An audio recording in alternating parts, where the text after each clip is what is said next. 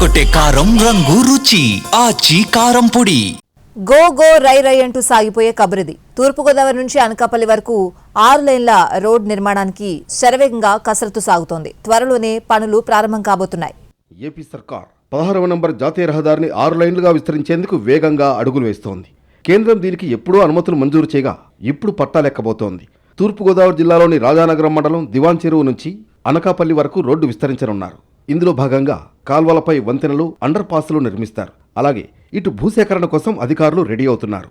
త్వరలోనే దీనికి సంబంధించిన పనులు మొదలు కానున్నట్లు సమాచారం.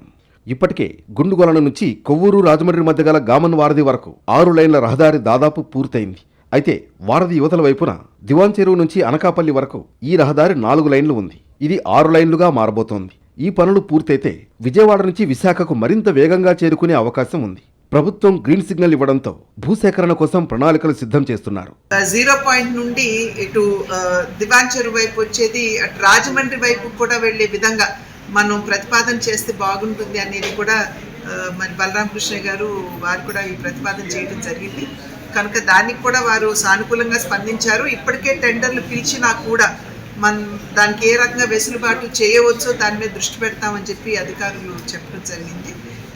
కనుక చాలా మంచి వాతావరణంలో సానుకూలంగా స్పందిస్తూ ఈ సమీక్షా కార్యక్రమం జరిగినటువంటి సందర్భంలో ప్రజల ఆకాంక్ష మేరకే ఇక్కడ ఈ 11 కిలోమీటర్ల కన్స్ట్రక్షన్ కూడా జరుగుతుందని చెప్పి మేమందరం కూడా విశ్వసిస్తాం.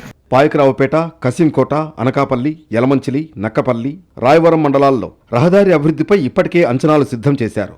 నక్కపల్లి మండలం ఒడిమెట్ట నుంచి మంగవరం మీదుగా తుని శివారు వరకు బైపాస్ రోడ్డు నిర్మించనున్నారు. అలాగే ఈ 6 లేన్ల రోడ్డును కాకినాడ జిల్లా తుని మండలంలోని ఎర్రకోనేరు వద్ద ప్రస్తుతం ఉన్న రోడ్డుకు అనుసంధానం చేయాలని భావిస్తున్నారు. రహదారి విస్తరణ పూర్తయితే ఈ ప్రాంతం పారిశ్రామికంగా కూడా అభివృద్ధి చెందుతుందని భావిస్తున్నారు.